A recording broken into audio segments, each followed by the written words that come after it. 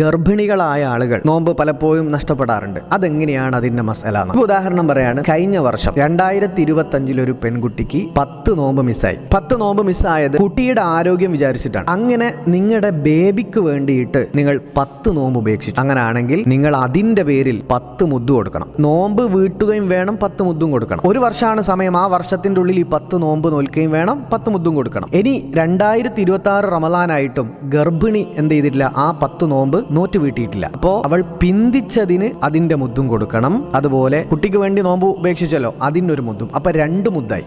ഒന്ന് ഓൾറെഡി കുട്ടിക്ക് വേണ്ടി നോമ്പ് ഉപേക്ഷിച്ചതിന് മുദ്ദുണ്ട്. രണ്ടാമത്തെ മുദ്ദ് ഇങ്ങനെ വന്നു, 11 മാസമാണ് സമയം. ആ 11 മാസമായിട്ടും നോമ്പ് വീട്ടാതെ ഈ റമദാൻ വരെ പിന്തിപ്പിച്ചു. ആ പിന്തിപ്പിച്ചതിന്റെ ഫലമായിട്ട് ഒരു മുദ്ദ് എക്സ്ട്രാ. ആ മുദ്ദടക്കം ഒരു നോമ്പിന് 2 മുദ്ദ്. അപ്പോൾ എന്ത് ചെയ്യണം? 10 നോമ്പിന് 20 മുദ്ദ് നമ്മൾ എന്ത് ചെയ്യേണ്ടി കൊടുക്കേണ്ടി വരും. സ്വന്തം ശരീരത്തിന്റെ കാര്യം ഭയന്നുകൊണ്ടാണ് ഒരു പെണ്ണ് നോമ്പ് ഉപേക്ഷിച്ചതെങ്കിൽ ആ പെണ്ണ് മുദ്ദ് നിർബന്ധാവില്ല. കുട്ടിക്ക് വേണ്ടിയെങ്കിൽ മാത്രമേ മുദ്ദ് നിർബന്ധാവൂ. സ്വന്തം ശരീരവും കുട്ടിൻ്റെതും കൂടി ഭയന്ന്, രണ്ടും കൂടെ ചില സിറ്റുവേഷൻ അങ്ങനെ ഉണ്ടാവും. മുദ്ദ് നിർബന്ധമല്ല. പ്യുവർലി കുട്ടിയുടെ കാര്യം മാത്രം ആലോചിച്ച് നോമ്പ് ഉപേക്ഷിച്ചെങ്കിൽ മാത്രമേ മുദ്ദ് നിർബന്ധാവുകയുള്ളൂ. ഇതെല്ലാവരും എല്ലാ ആളുകളിലേക്കും ഷെയർ ചെയ്ത് കൊടുക്കുക. നമ്മുടെ പ്രകാശതീരം സ്റ്റാറ്റസ് വീഡിയോ എങ്ങനെയാണ് കിട്ടുന്നത് എന്ന് ധാരാളം ആളുകൾ ചോദിക്കാറുണ്ട്. താല്പര്യമുണ്ടെങ്കിൽ, കമ്മ്യൂണിറ്റി ആയതുകൊണ്ട് നിങ്ങളുടെ നമ്പർ മറ്റാരും കാണൂല. ഈ നമ്പറിൽ നിങ്ങൾ മെസ്സേജ് അയച്ചു കഴിഞ്ഞാൽ നിങ്ങൾക്ക് ആ ഗ്രൂപ്പിലേക്കുള്ള ആക്സസ് കിട്ടും. അല്ലാഹു സുബ്ഹാനഹു വ തആല വിജയിപ്പിക്കട്ടെ.